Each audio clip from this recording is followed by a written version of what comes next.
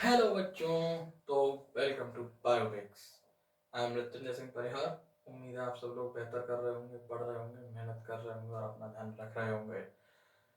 तो कहाँ तक हम पहुँच चुके थे? हम पहुँच गए थे स्ट्रेस स्ट्रेन कर्व कर लिया था, इसके सवाल हो गए थे, बिल्कुल हो गए थे साहब। अब आज हम कुछ सवाल डिस्कस करेंगे। सवाल की लिए लिस्ट में लेके आया हुआ हूँ, मेरे पास है। ठीक है, बस इसमें एक चीज़ में आपको लिखाना था। तो ये जो कर्व था ना, इसमें ये लिख लेना, जो BC वाला रीजन होता है ना, ये फ्लूइडिक रीजन होता है।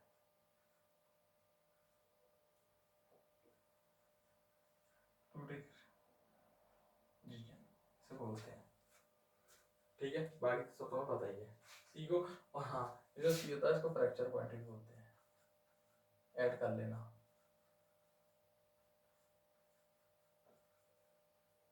क्या पता कभी पूछ लिया जाए। चलो, तो अब हम सवाल का सिलसिला शुरू करते हैं हमारा। ठीक है, और यंग्स मॉडुलस को भी देखेंगे। चलो अब हम आगे बढ़ते हुए,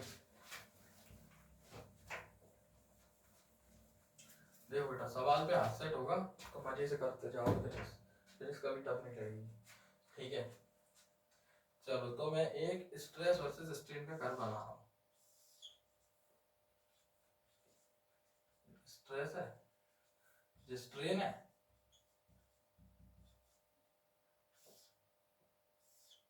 ठीक है साहब।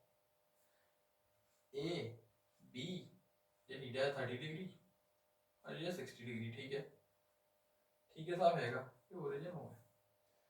अब स्ट्रेस स्ट्रेन कर्व अपने को दिया हुआ है, स्ट्रेस वर्सेस स्ट्रेन का कर्व हमें दिया हुआ है।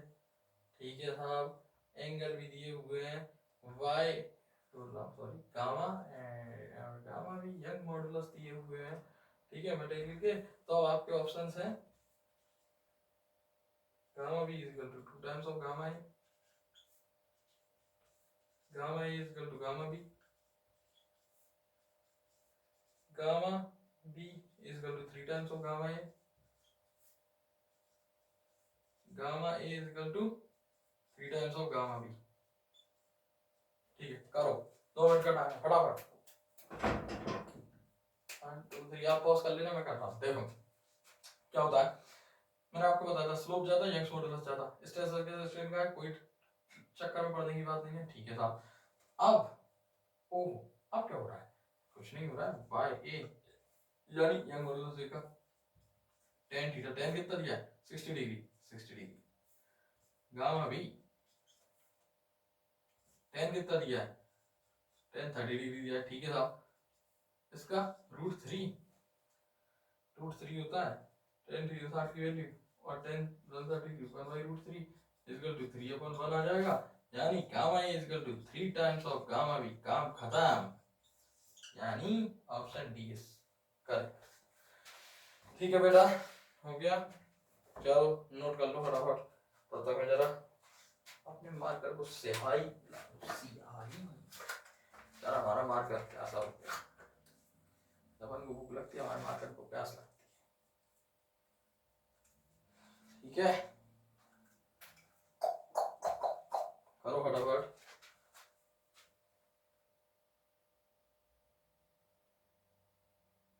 तब मार्कर को इंक पिला दूं, मार्कर बच्चा इंक पी लो, बहुत सारी पी लो, बहुत सारा लिखना है अपन को अब। चलो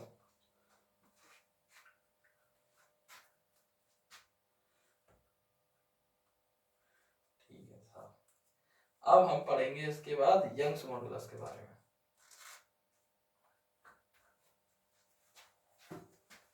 ठीक है, इसको बना रहने दूंगा, इसी से बहुत सवाल आपको मजा आने वाला है। एक सवाल था, चलो यंग्स मॉडुलस करते हैं, फिर सबसे सवालों में कूदेंगे। अब हमारा टॉपिक है यंग्स मॉडुलस ऑफ इलास्टिसिटी। ठीक है, यंग्स मॉडुलस ऑफ इलास्टिसिटी हम देख रहे हैं। सबसे पहले मान लो क्या हुआ कि एक वायर ले लिया, लेंथ कितनी है इसकी? L, फोर्स लगा दी मैंने F, इसको बढ़ाया, इसकी लेंथ बढ़ गई साहब, कितने से? X से, फोर्स दे रहा है F। ठीक है साहब, F फोर्स लगा, इसकी लेंथ x से बढ़ गई। अब हमारा यंग मॉडुलस ढंग से बनाओ। हाँ, यंग मॉडुलस हमारा क्या होता है? Stress upon strain. ठीक है, स्ट्रेस क्या होता है? स्ट्रेस का फॉर्मूला याद है? जल्दी जल्दी बताओ। चलो, फोर्स अपॉन एरिया। ठीक है, तो स्ट्रेस हमारा हो गया फोर्स अपॉन एरिया, जैसा जैसा ही होता है। ठीक है साहब, अब स्ट्रेन, स्ट्रेन इसमें लॉन्गिट्यूडिनल स्ट्रेन आ रहा है कितने से, यानी कि change in length upon original length. Change in length कितना है? x। चेंज इन लेंथ, ठीक है, change in length upon original length, क्योंकि हमारी एल दी है, तो हमारा क्या बन गया Young's modulus? F L upon A X. काम खत्म, एक फॉर्मूला तो जो हो गया। ठीक है, अब क्या होता है, ये हो गया, इतना तुम याद रखना। अब देखो, अब अपन लोग जब इसको पढ़ रहे हैं तो इस कंसेप्ट को मैं उसे मिटा रहा हूँ उधर, तो तुम्हें समझ में आएगा जल्द से।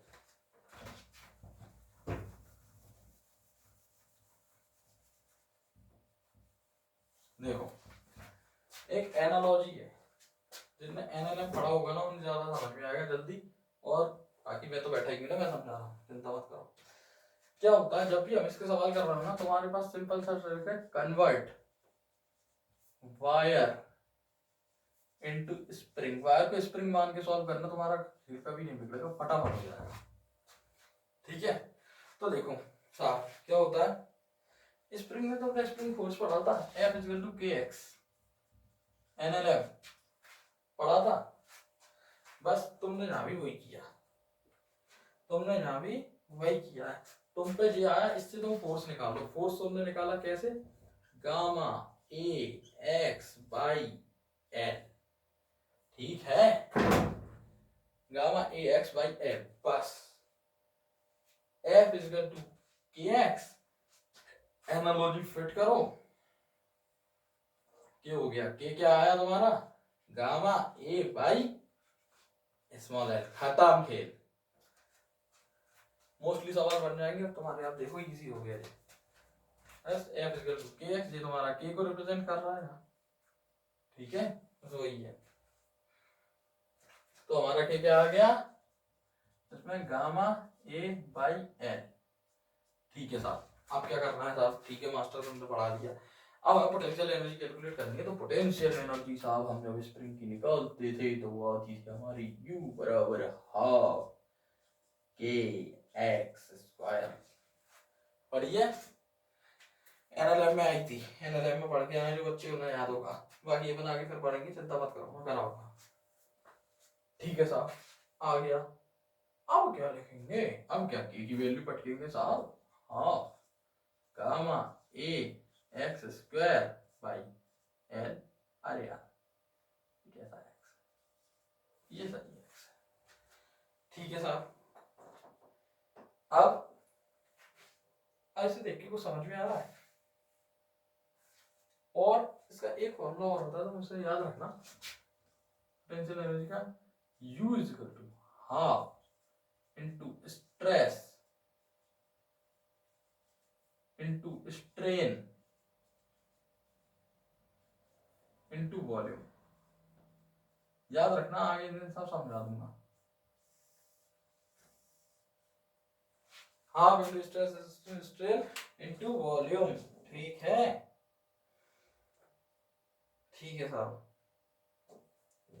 अब F इक्वल टू क्या होता है हमारा? kx, जो हमें मालूम है। F इक्वल टू हमारा क्या होता है? kx। ठीक है, तो फिर x इक्वल टू क्या होगा, या k इक्वल टू क्या होगा? k इक्वल टू हमारा f बाई एक्स हो जाएगा।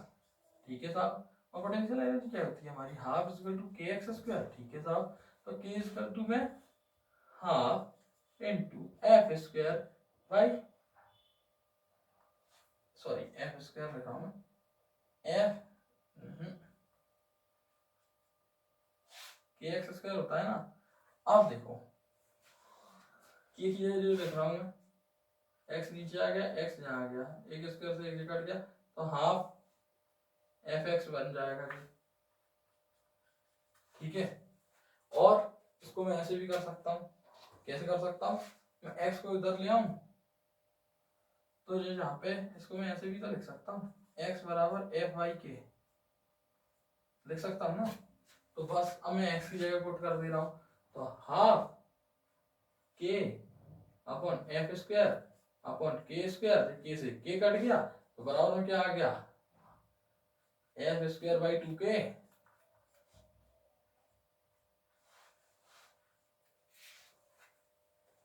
ठीक है, ठीक है साहब, ये आ गया। चलो अब हम आगे पर चलते हैं, जो हो गया नोट कर लेना और लिख दो, नोट्स मिल जाएंगे।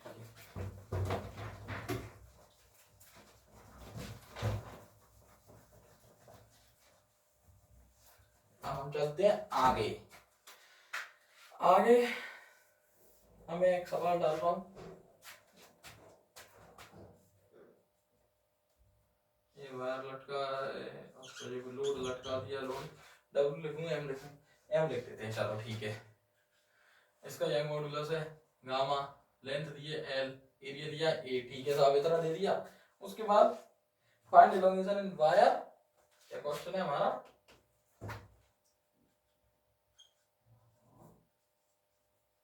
elongation in wire and calculate potential energy। करो करो जल्दी, चलो तुम लोग पॉज करके कर लेना, जब तक मैं उड़ाता हूँ। ठीक है, कैसे कैसे करेंगे, सबसे पहले स्प्रिंग में कन्वर्ट करो, स्प्रिंग में कन्वर्ट करके क्या होता था, नीचे जो फोर्स लगता था mg, इसको हम kx से बैलेंस कर देते थे स्प्रिंग फोर्स। ठीक है, तो बस वही किया हमने, kx mg कर दिया। ठीक है साहब, आ गया समझ में, बिल्कुल साहब, x क्या आ जाएगा, mg बाई k। ठीक है साहब, ये हमें पता है। अभी k हम पढ़ के ही आए क्या, गामा ए बाई एल, तो हमें याद होगी क्या है ना, पहले हमने किया था ना अभी, sorry, k gamma A by L, ये तो हमें पता ही है, तो बस put it here, mg upon gamma A, elongation आ गया। ठीक है, बस अब क्या, हाफ के एक्स स्क्वायर लगाओ पोटेंशियल एनर्जी के लिए। अब चाहे जहां से रख के कर लो, ये वाली वैल्यू डाल देते हैं पहले। ठीक है, तो बराबर हाफ के, तो जी वाला के ना, mg स्क्वायर, mg का होल स्क्वायर आ गया अपन के का स्क्वायर कर दिया, जहां से ये गया क्या क्या आया, हाफ जे mg का होल स्क्वायर अपन के में क्या चल रहा है, कि हमारा क्या था, गामा ए बाई एल।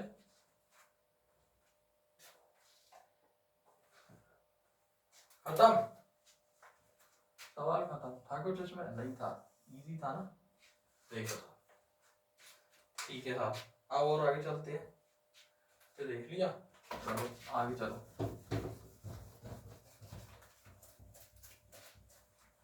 अब देखो साहब, अगला सवाल क्या कहता है, एक वायर दिया है, ठीक है,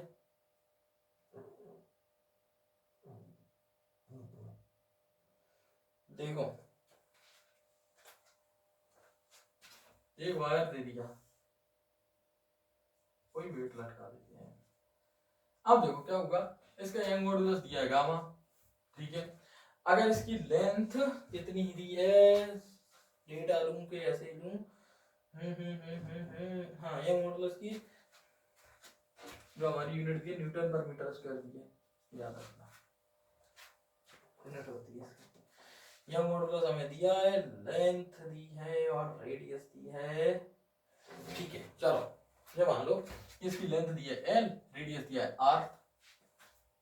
ठीक है साहब, दे दिया। अब मान लो मैंने इसकी लेंथ कर दी, जो फाइनल है इनिशियल थी, लेंथ कर दी l/2 और रेडियस कर दिया r/2, लेंथ भी घटा दी, रेडियस भी घटा दी।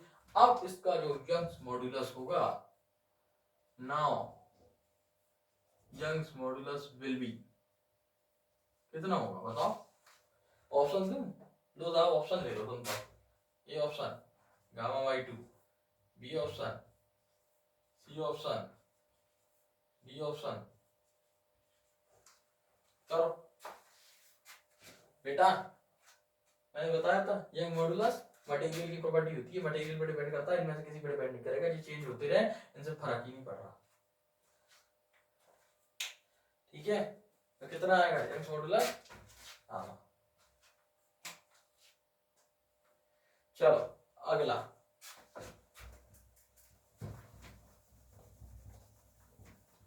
अगला करेंगे, जल्दी करेंगे, मजा आया।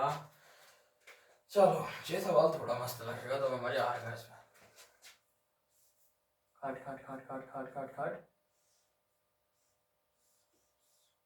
एम मास लटका दिया, 2m मास लटका दिया।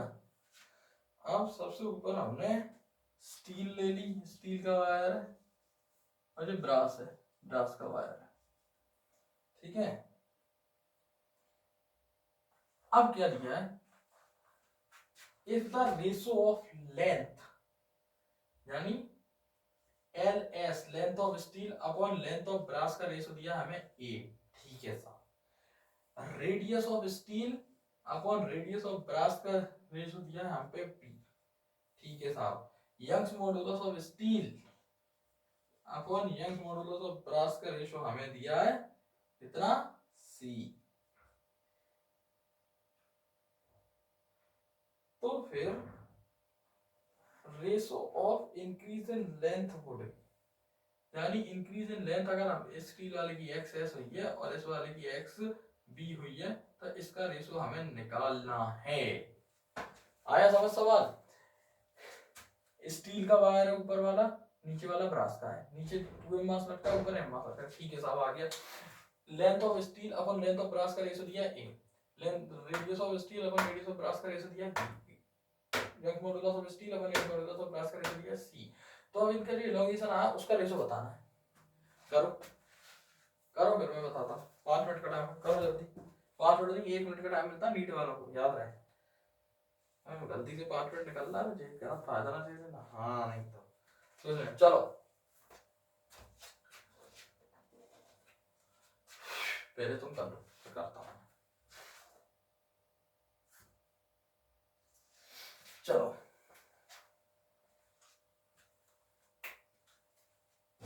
यहाँ पे जो फोर्स लगेगा वो ब्रास के लिए होगा, और यहाँ पे जो फोर्स लगेगा वो स्टील के लिए होगा। ठीक है साहब, इसमें कितना फोर्स लग रहा है, 2mg, 2mg कर लेते हैं। और इसमें कितना फोर्स आएगा, 3mg। बोलो आ गया? आ गया था। चलो, force of steel is equal to k into XS,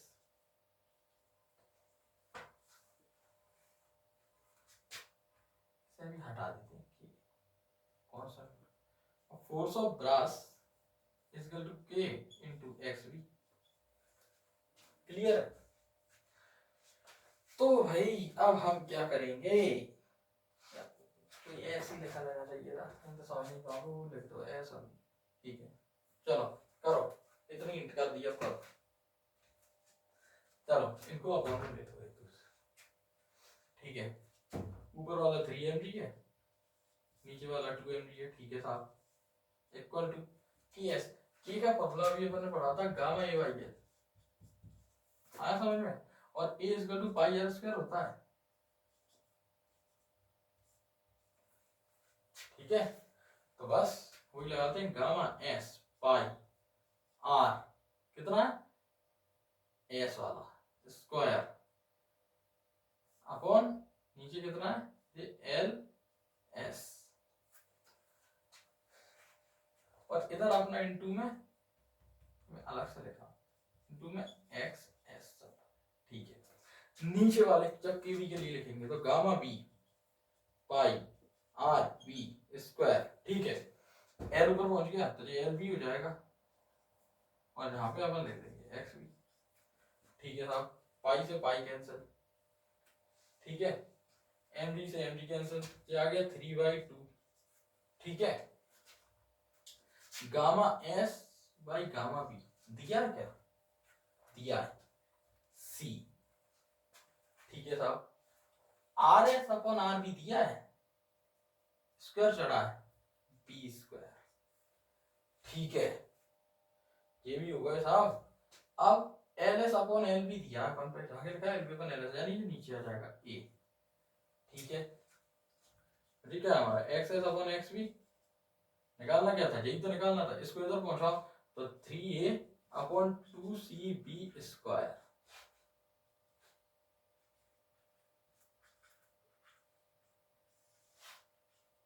ये हो गया।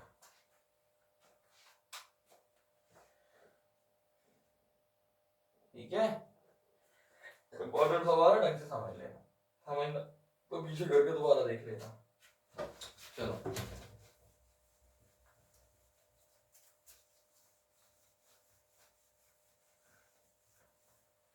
अब हम और आगे बढ़ते हैं। अब क्या सवाल दिया है अगला, दो वायर दिए हैं, सेम डायमीटर है, सेम मटेरियल है, लेंथ अलग अलग दी है। देखो साहब,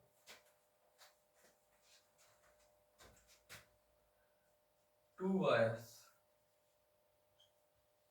अरे बनाते हैं डायरेक्ट,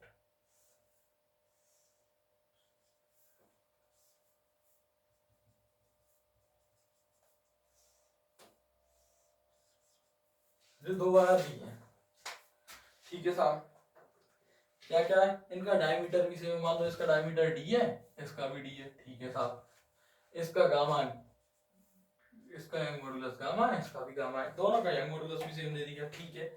लेकिन क्या दिया है कि बेचारे इसकी लेंथ तो रखती कम, इसकी लेंथ तो दी है हमको एल और इसकी लेंथ दी है 2l, ठीक है सर। अब क्या करना है सर, अब इसमें क्या दिया है, ratio of work done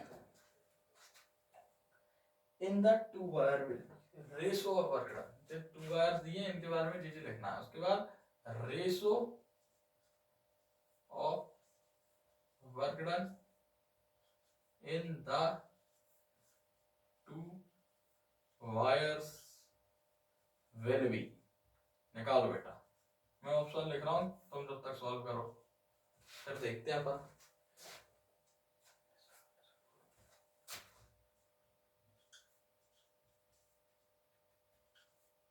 option 2:1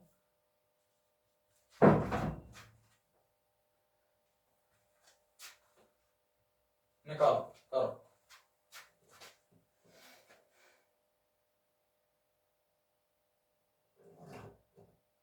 अगर इनमें सेम फोर्स लगा है, जी याद रखना, इसमें अपन ने फोर्स लगाया है सेम,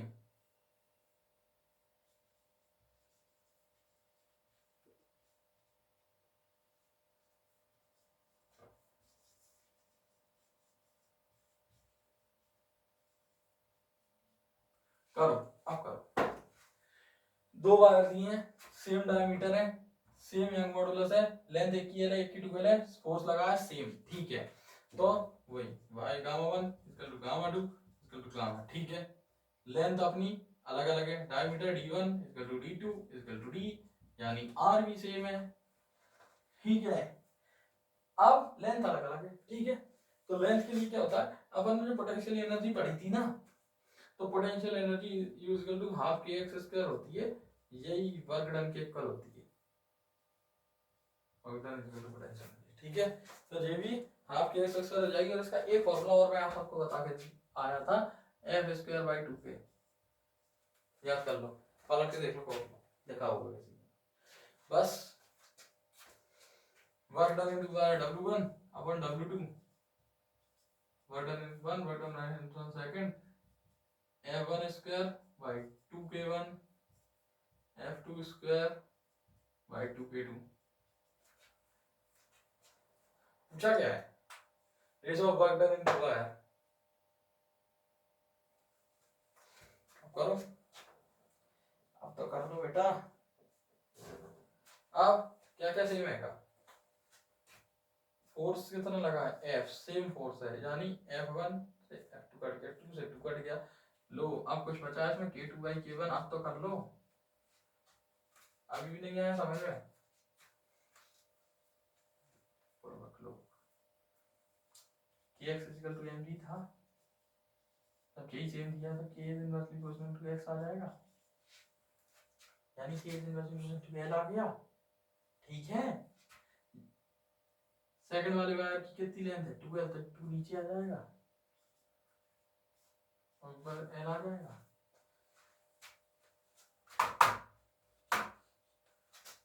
ठीक है, तो बस ऐसे l कट गया।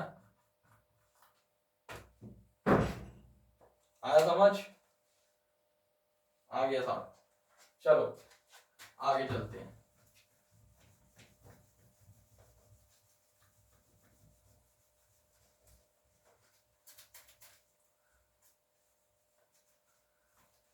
अब हम अगला कंसेप्ट पढ़वाएं, क्या? Breaking of wire.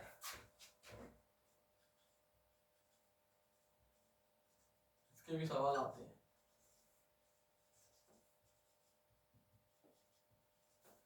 Breaking of wire, ठीक है साहब।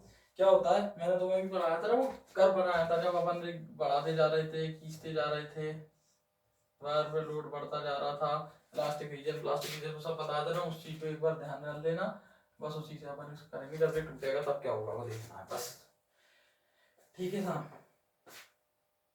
क्या है, जब अपन वायर पर लोड बढ़ाते जा रहे हैं और जब वो इलास्टिक लिमिट को क्रॉस कर जाता है तो स्ट्रेन तेजी से बढ़ता है, स्ट्रेस कंप्रेशन में, जी अपन ने पढ़ लिया था। ठीक है साहब, पढ़ दिया था। उसके बाद क्या होता है, ऐसा स्ट्रेस, इसको ऐसे बोलते हैं the maximum stress after which the wire begins to flow. यानी मैंने बताया था ना, एक जो वहां पे बी पॉइंट बना था, उसके बाद वायर ऑटोमेटिक लेंथ बढ़ती जा रही थी, भले ही अपन ने फोर्स हटा दिया था लेकिन लेंथ बढ़ती जा रही थी, उसको बोलते हैं ब्रेकिंग स्ट्रेस। ठीक है, उस स्ट्रेस को अपन बोलते हैं ब्रेकिंग स्ट्रेस, और उसको टेंसाइल स्ट्रेस बोलते हैं। और क्या होता है,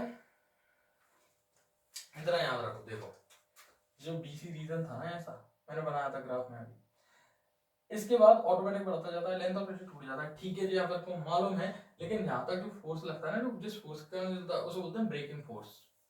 जिस फोर्स के कारण वायर टूटा उसको बोला अपन ने ब्रेकिंग फोर्स। ठीक है, अब ब्रेकिंग फोर्स किस चीज पे डिपेंड करता है? ब्रेकिंग फोर्स अपना एरिया पे डिपेंड करता है, यानी जो अपना ब्रेकिंग फोर्स है इस वायर को तोड़ने के लिए, जो ब्रेकिंग फोर्स एरिया, बीएफ नहीं लिख रहा तो तुम लोग पकड़ लोगे। Breaking force is equal to PA, constant है, a is equal to area है ना।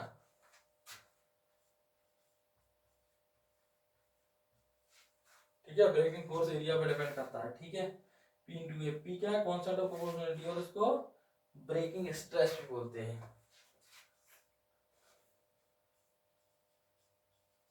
Constant of proportionality. ठीक है, और इसको ही अपन बोलते हैं ब्रेकिंग स्ट्रेस,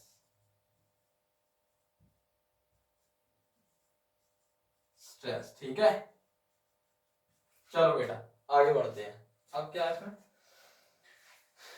ब्रेकिंग स्ट्रेस किसी एक मटेरियल के लिए कांस्टेंट होता है। ठीक है, दूसरा इंपॉर्टेंट पॉइंट, पहला इंपॉर्टेंट पॉइंट तो यही था कि जो ब्रेकिंग फोर्स रहता है ये अपना एरिया पे डिपेंड करता है। ठीक है, दूसरा इंपॉर्टेंट पॉइंट इसमें ये है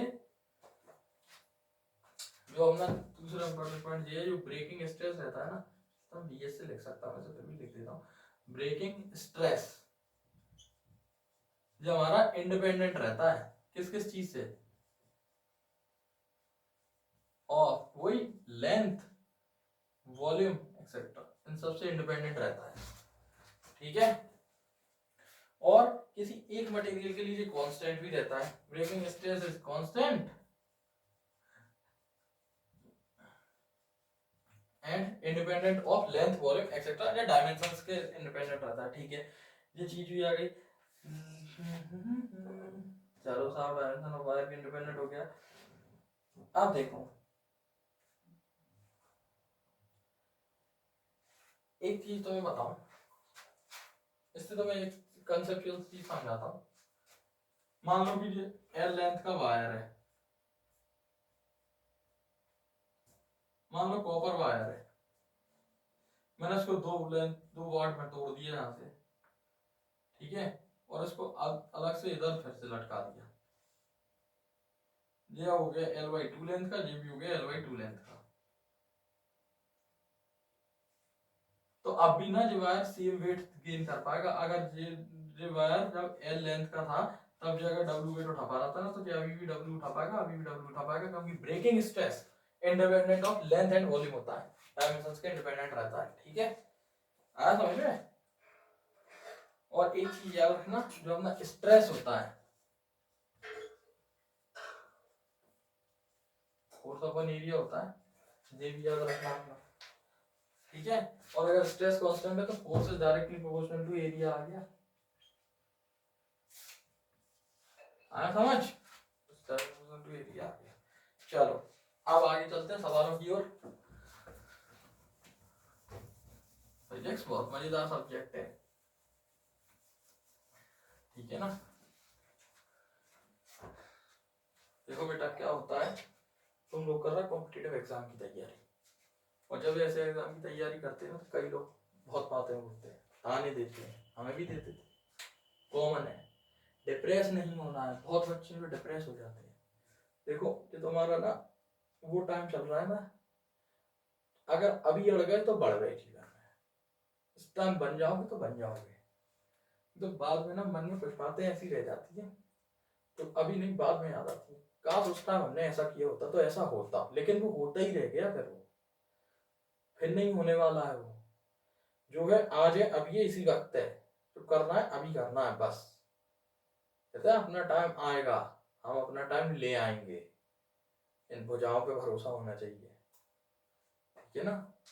एग्जाम हॉल में कोई तुम्हारे साथ ना चिट जाएगी, ना मोबाइल जाएगा, ना कुछ जाएगा, चाहे तुम्हें कोई कितने भी पैसे भी दे दे, चाहे कितने भी जादू छूमंतर काली कलंतर भी कर देगा ना, वो भी नहीं जा सकता।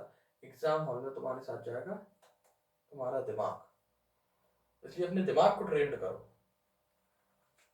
क्या होता है, कोई भी चीज होती है ना, कोई भी चीज हम जब पढ़ते हैं या कुछ भी काम हम करते हैं, उसमें जिद बहुत जरूरी होती है, जिद होनी चाहिए, जिद है मुझे करना है तो करना है, चाहे फिर कोई भी तुम्हें रोकने आ जाए, कितनी बाधाएं आ जाए, दिमाग में बैठ गया ना, आए मुझे डॉक्टर बनना है, मुझे इंजीनियर बनना है, मुझे ये चीज करनी है तो करनी है, एक चीज की हमने ठान ली तो ठान ली। जिद किसी भी चीज की हो सकती है, तो मैं अपना एग्जाम फोड़ना है उसकी जिद है, किसी को क्रांति लाने की जिद होती है, किसी को बिजनेस में जिद होती है, नहीं मुझे बड़ा बिजनेसमैन बनना है। देख लो बड़े कई एग्जाम्पल है हमारे पास।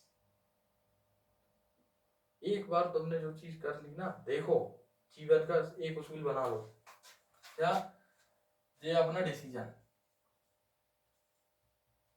ठीक है, और ये बनाऊं मैं,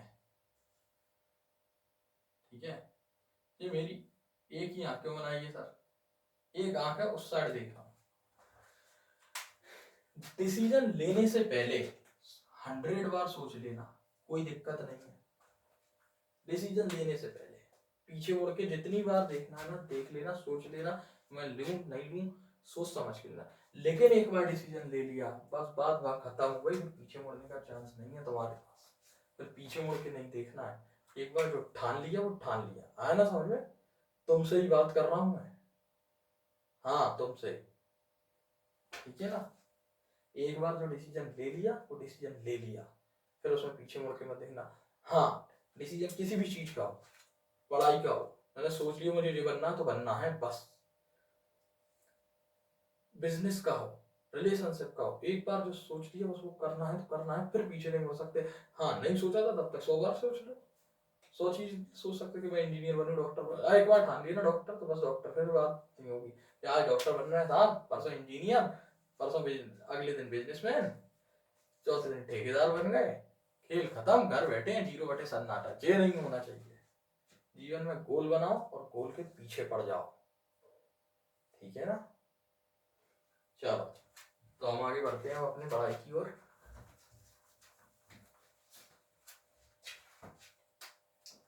चलो बेटा, तो हमारा सवाल क्या है, एक वायर दिया है हमें,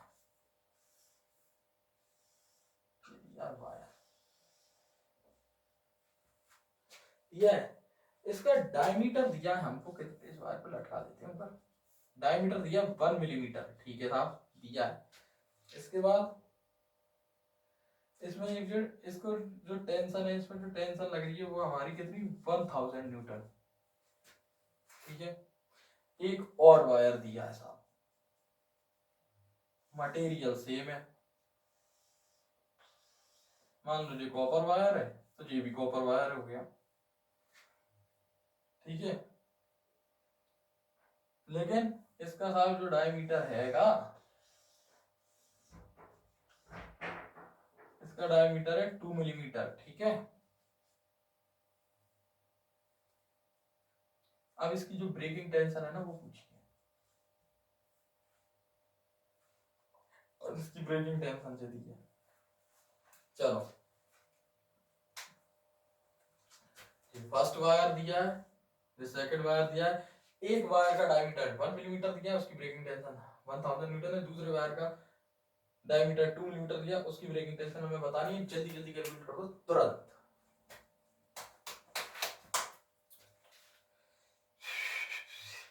चलो मैं करता हूँ, तो तुम लोग पॉज करके कर दिया होगा होपफुली। देखो, टेंशन मैंने तुम्हें एक चीज बताई थी, ब्रेकिंग टेंशन में ब्रेकिंग स्ट्रेस जो था किस चीज के डायरेक्टली हो सकता है। हम अभी पढ़ के आए थे, स्ट्रेस मैंने जाने कहा था, स्ट्रेस इसका टू फोर्स अपॉन एरिया, ये कांस्टेंट है तो स्ट्रेस भी कांस्टेंट हो गया, ठीक है। उसके बाद force direct proportional to area आ गया, ठीक है। जो फोर्स ही तो अपना टेंशन है, और क्या है, तो tension is direct proportional to area आएगा कि नहीं, बस तो यहाँ पे उड़ाओ, और क्या है, टी, ये था सॉरी मैंने लिख दिया, T A is equal to area of A, और T B is equal to area of B.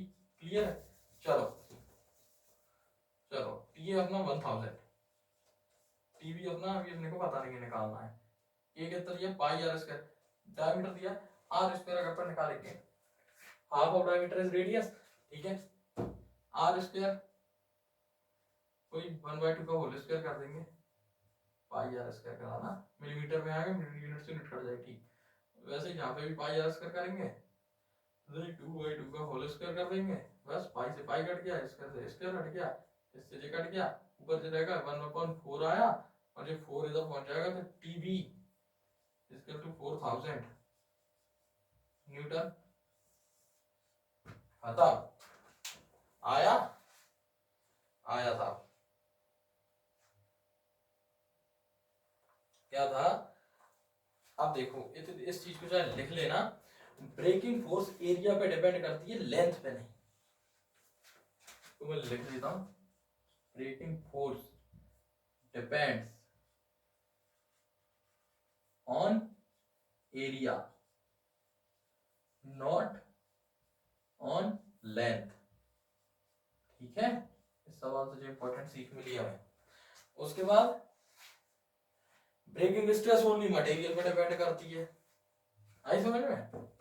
जबकि जो ब्रेकिंग स्ट्रेस है डिपेंड ओनली ऑन मटेरियल, यानी कॉपर का वायर अगर मोटा हो जाए पतला, ठीक है, कॉपर का वायर चाहे मोटा हो जाए पतला, उसकी स्ट्रेस सेम रहेगी। और सेम एरिया का वायर चाहे लंबा हो जाए छोटा, पर अगर एरिया सेम है तो उसकी ब्रेकिंग फोर्स भी सेम होगी, ठीक है।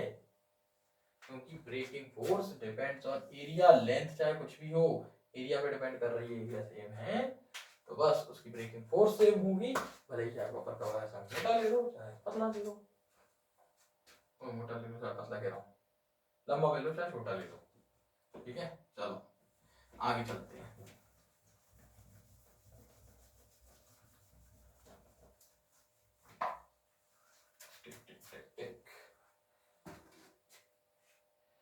चलो अब आते हैं अपन पॉइजन्स रेशो पे।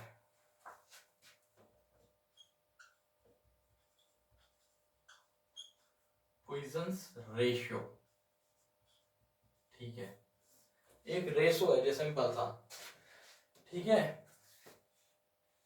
अगर हम किसी लंबे से बार को स्ट्रेच कर रहे हैं, खींच रहे हैं, उसकी लेंथ इंक्रीज हो रही है और रेडियस डिक्रीज हो रहा है। देखो क्या हुआ बच्चा, ये एक लॉन्ग बार है यानी कि एक वो है ऐसा मोटा सा, इसको साहब मैंने लटका दिया वजन से और फिर खींच दिया, तो साहब ये तो पिचक गया। यस, तो लेंथ भी तो बढ़ गई, तो मान लो एल थी तो यहाँ एल डैश हो गई, लेकिन इसका रेडियस यहाँ पे आर था, यहाँ पे आर डैश हो गया, जो कि आर से तो लेस देन आर ही है ना, कम ही है ना। ठीक है साहब, ऐसा हो गया, बिल्कुल हो गया साहब। अब इसके लिए भी तो कुछ डिफाइन करना पड़ेगा कि लेंथ तो बढ़ गई साहब, रेडियस कम हो गया। ठीक है, तो इसके लिए सबसे पहले हम डिफाइन करते हैं एक अपने लेटरल स्ट्रेन को।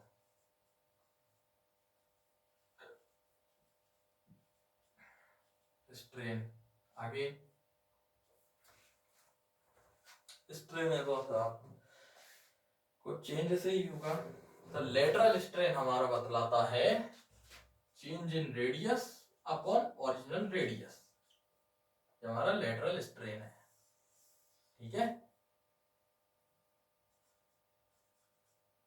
change in radius upon original radius के रेशियो को, the ratio of change in radius upon original radius is called as lateral strain। ठीक है, उसके बाद हम देखते हैं longitudinal strain।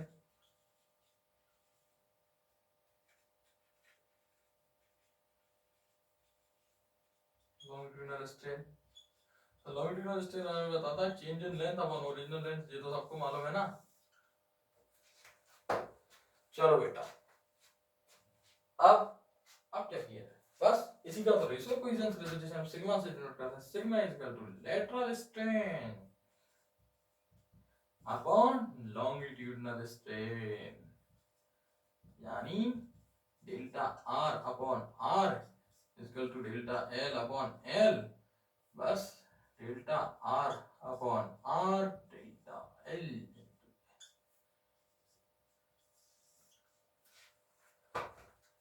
कर दिए थे नोट। ठीक है साहब, अब इसमें दो वैल्यू होती है, थ्योरेटिकल वैल्यू जो याद रखने की है,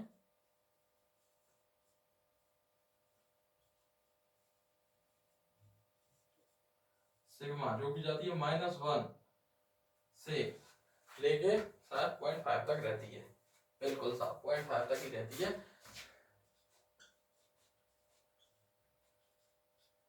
ठीक है,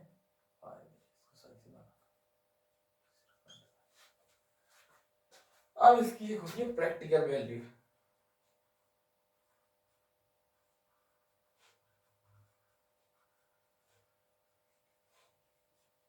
प्रैक्टिकल वैल्यू जब हम बताएंगे इसकी, तो प्रैक्टिकल वैल्यू हमारी रहती है पॉइसन रेशो की, कहां से 0 से 0.5 तक।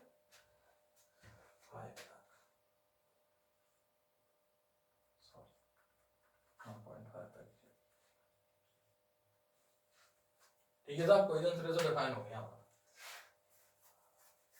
फॉर्मूला याद रखना, थ्योरेटिकल वैल्यू प्रैक्टिकल वैल्यू, आया समझ, ये भी याद रख लेना, -1 से 0.5 तक और 0 से 0.5 तक प्रैक्टिकल वैल्यू। ठीक है, अब हम क्या करेंगे साहब, सवाल करते हैं। कितने सवाल कराओगे, बिल्कुल बेटा सवाल पे हाथ सेट नहीं होगा तब तक तुम मान कैसे करोगे, सवाल पे हाथ सेट अगर हो गया ना तो बस तुम मजे कर दोगे पेपर के, पेपर ही पक जाएगा तुमसे डर के। चलो, वही एक वायर, एक एम मास लटका दिया, M modulus gamma, length L, area A, Poisson ratio sigma दे दिया साहब। अब क्या चाहिए साहब, हमें चाहिए calculate fractional change in radius.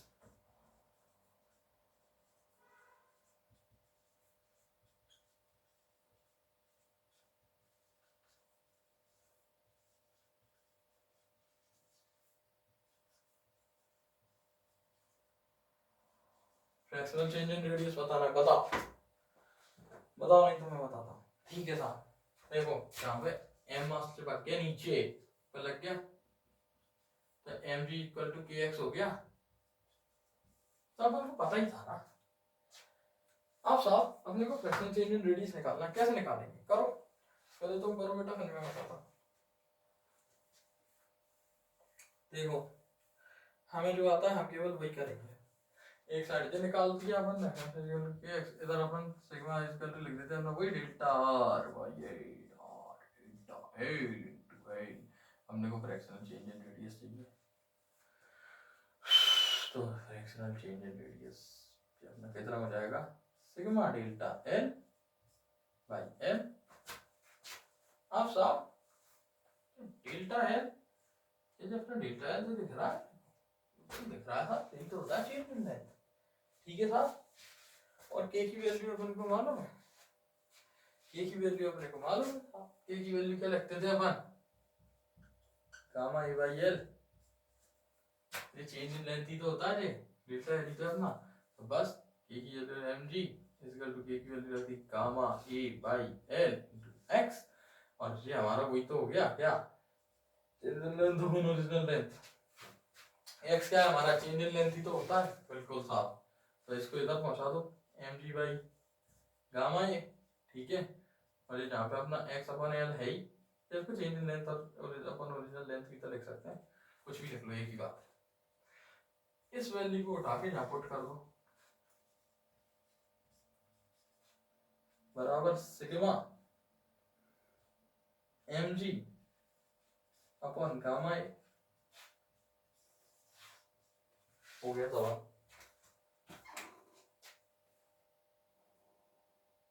आया समझ, ठीक है साहब आ गया, खत्म कोई रेशो का सवाल भी हो गया। अब और आगे चलते हैं।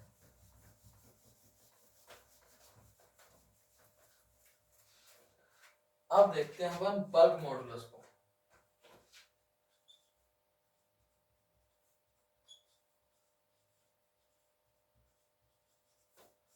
बल्क मॉडुलस का केवल फॉर्मूला याद रखना, तो ज्यादा सोचने की बात नहीं है क्योंकि हमारे ज्यादा आने लेंगे। Change in pressure upon change in volume, original volume, और जब इसको बार लगा देंगे इसका मैग्नीट्यूड के हिसाब से रहेंगे तो जी आ जाएगा। इतना याद रख लेना, ठीक है। इसमें तुम बल्क मॉडुलस में खेल जाओगे। एक चीज याद रखना, अब हम देख रहे हैं fractional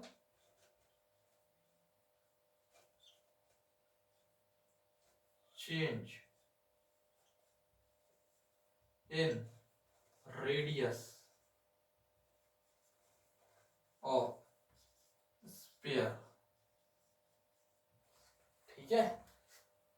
fractional change in the radius of sphere, तो देखो साहब क्या होगा, उसे लिखा रहने दो ऊपर। ये मान लो एक कंटेनर है, इस कंटेनर के अंदर एक बॉल रखी है, स्फीयर है, और जो लिक्विड भरा है,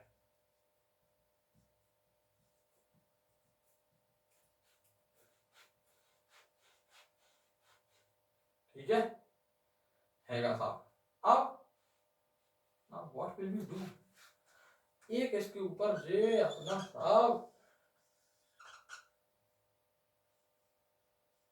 पिस्टन लगा है, और उसके ऊपर मैंने वजन रख दिया, स्मॉल है रख दिया। अब क्या होगा साहब, प्रेशर पड़ा, स्मॉल है बैलेंस भी रखा है, इधर से भी फोर्स लग गया, इधर से भी लग गया, इधर से भी लग गया, इधर से भी लग गया, लग गया, इधर से भी लग गया, इधर से भी लग गया, इधर से भी लग गया, सब जगह से कंप्रेस कर रहा है, रेडियस उसको घटा रहा है। तो हमें फ्रैक्शनल चेंज निकालना था। सबसे पहले तो अपन वर्क मॉडुलस के सबसे पहले डेल्टा पी निकालना है, अपने को चाहिए रहता था जितना फोर्स अपन एरिया रहता है, ठीक है साहब, क्लियर है। अब यहाँ पे फोर्स की तरह वही अपन जो स्मॉल है मैं स्मॉल एम जी बाई ये कर लेते हैं, ठीक है साहब, तो पता है वही करेंगे, सिर्फ ज्यादा अपने को चक्कर में नहीं पड़ना। अब क्या होता है साहब, bulk modulus equal to delta P by delta we into we, ठीक है। डेल्टा वी बाई वी करेंगे तो जे क्या हो जाएगा अपना, जे डेल्टा वी बाई वी करेंगे तो डेल्टा पी बाई पी, ये आ गया साहब, आ गया, ठीक है साहब। अब क्या डेल्टा वी की वैल्यू पुट करो, डेल्टा की वैल्यू पुट करी तो m g by a b, ये आ गया साहब। अब अपने पे delta v upon v equal to m g by a b की वैल्यू आ गई है, ठीक है, आ गई साहब। इसके बाद क्या करेंगे, इसके बाद फ्रैक्शनल चेंज इन रेडियस देखेंगे आप। अब यहाँ देखना, यहाँ हम निकालना है फ्रैक्शनल चेंज। ये फ्रैक्शनल चेंज वाला concept volume equal to 4/3 pi r cube होता है। अब जिस बच्चे ने एरर वाला कंसेप्ट पढ़ा है यूनिट ऑफ मेजरमेंट में, उस कंसेप्ट को झलक आपको पढ़ा था। ये एरर मेजरमेंट में ऐसे delta r by delta R करके वो फिर इधर ले आते थे, तो जो 3 इधर आ जाता था और डेल्टा डेल्टा रेडियस के लिए वहां भी किया था, ऐसे ही कुछ करते थे। वही यहाँ पे लगा दो। वही जब हम यहाँ पे लगाएंगे तो बेटा यहाँ पे अपना क्या था, डेल्टा वी बाई वी जब करेंगे तो ऊपर वाले से 4/3 से सब कट जाएगा और 3 into delta r by r यहाँ पे बन जाएगा। तो ये क्या हो गया, डिफ्रैक्शन चेंज इन रेडियस तो है ही जी, इसकी वैल्यू अपने को दी है, तो बस तेरी बोर्ड बच जा। ये अपना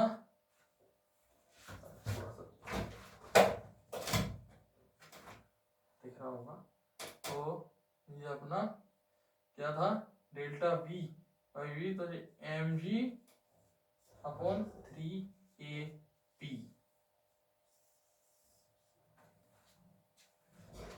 फ्रैक्शनल चेंज इन रेडियस आ गया है। आ गया, चलो ठीक है, तुम नोट करो, मेरा सब चेक कर लो। आपका बोर्ड हल्का सा डिस्प्लेसमेंट पकड़ चुका है, कहीं आपके कैमरा प्रिय कैमरे की रेंज में से तो नहीं चला गया? नहीं गया है, दिख रहा है। चलो ये भी बहुत अच्छा हुआ, डिस्प्लेसमेंट तो पकड़ा, लेकिन इतना भी नहीं कैमरे की रेंज में से चला जाए। चलो अब और आगे बढ़ते हैं हम।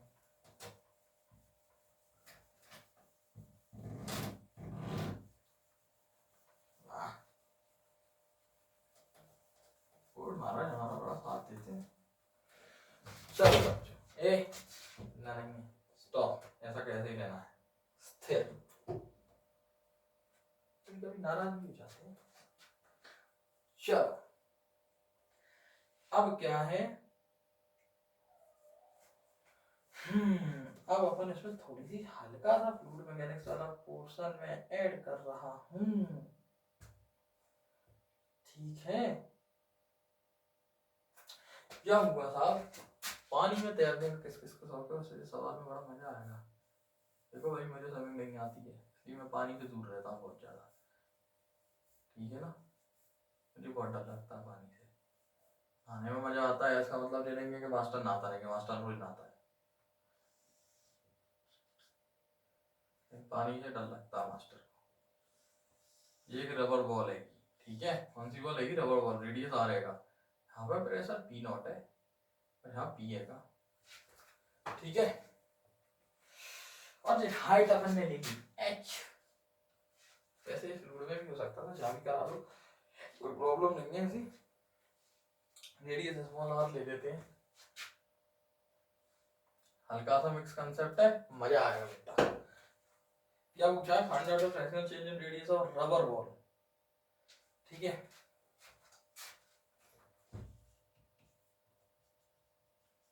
Find out fractional change in radius of rubber ball having bulk modulus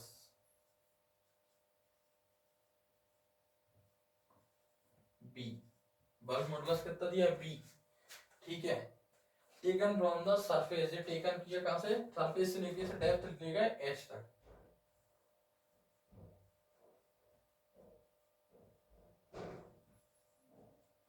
surface to the depth h, ठीक है। हाँ यहां तक ले आए। अब यहां से आप चेंज इन प्रेशर, अब जैसे जैसे फ्लूइड का थोड़ा कंसेप्ट पढ़ा है ना, जैसे जितना याद रखना, चेंज इन प्रेशर इस केस में आएगा h रो जी, अभी किसी ने नहीं पढ़ा हो तो बस इतना याद रख लो एच रो जी, बाकी मैं आगे पढ़ाऊंगा तो समझ में आएगा कैसे आया। ठीक है, ये तुम्हारे लिए इम्पोर्टेंट मैंने दे दिया। अब करो इसको, अब हो जाएगा तुम पे। एक्सटर्नल चेंज इन रेडियस पूछा है ना मैंने, करो। कैसे करो मास्टर बताएगा, सब चीज मास्टर से करा लो। Delta P by delta we into we, ठीक है, डेल्टा वी बाई वी कर दो। चलो एंड पे ले आए, चलो अभी ले आते हैं। ये था थीटा तो डेल्टा आर बाई आर, इसको ऐसा कैसा छोड़ो, इधर क्या आ रहा है delta P by b. Delta b कितना है h rho g by b, cut करेंगे हट एच रो जी 13b आ गया। इजी सा ही तो था, कुछ ज्यादा तो था ही नहीं।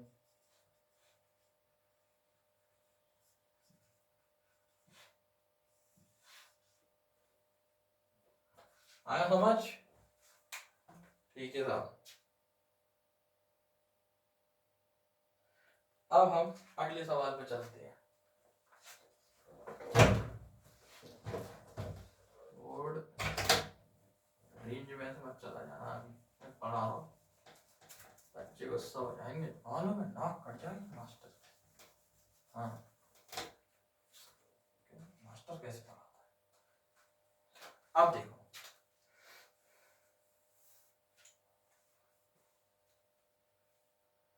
देखो साहब, एक स्फेरिकल बॉल दी है, रेडियस मान लो आर, और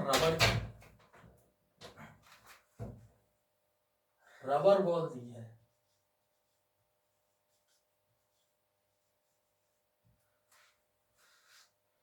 एक रबर बॉल दी है, रेडियस उसका आर है। अब क्या हुआ, इस पे हमने प्रेशर लगा दिया साहब,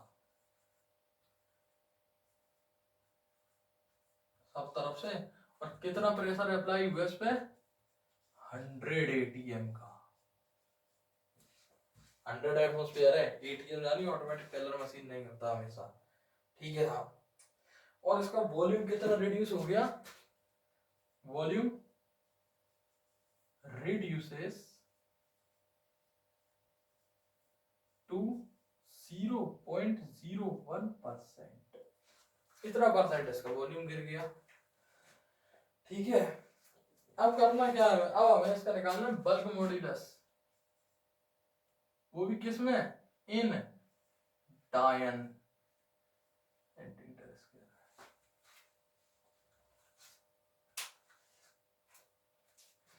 डायन पर सेंटीमीटर स्क्वायर। ठीक है,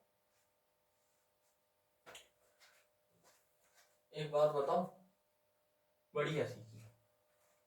एक बंदा है मेरे साथ कॉलेज में, नाम नहीं लूंगा साहब, चलो बाद में बताऊंगा, पहले इसको करो, करते करते बताऊंगा। चलो बातों में लगा लेते हो, फिर मेरा ध्यान चढ़ जाता है, इसलिए सबसे पहले ये ऑप्शन निकालता हूँ मैं, 10 into 10 to power 12, 100 into 10 to power 12,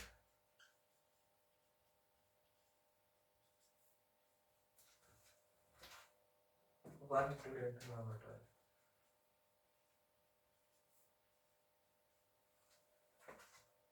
20 into 10 to power 12,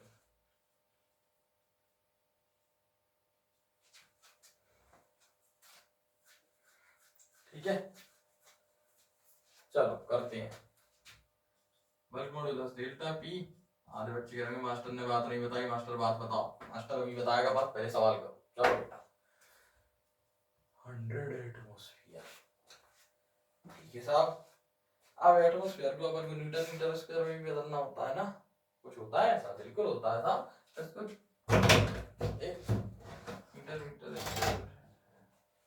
अब नहीं जाएगा, मीटर मीटर स्क्वायर में जब बदलेंगे 10 to 10 पावर 5 का मल्टीप्लाई कर देंगे। ठीक है, ये जो था ना change in volume upon original volume, इसको नीचे ले आओ।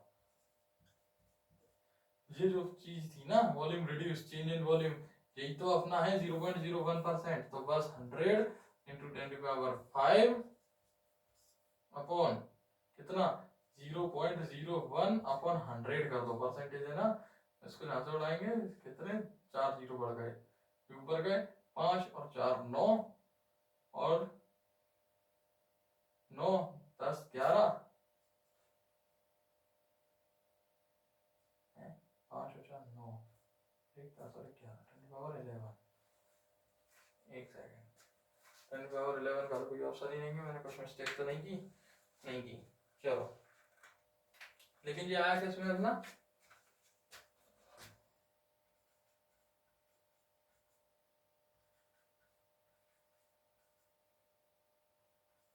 तीन निकालना कहाँ में था, डायन पर सेंटीमीटर।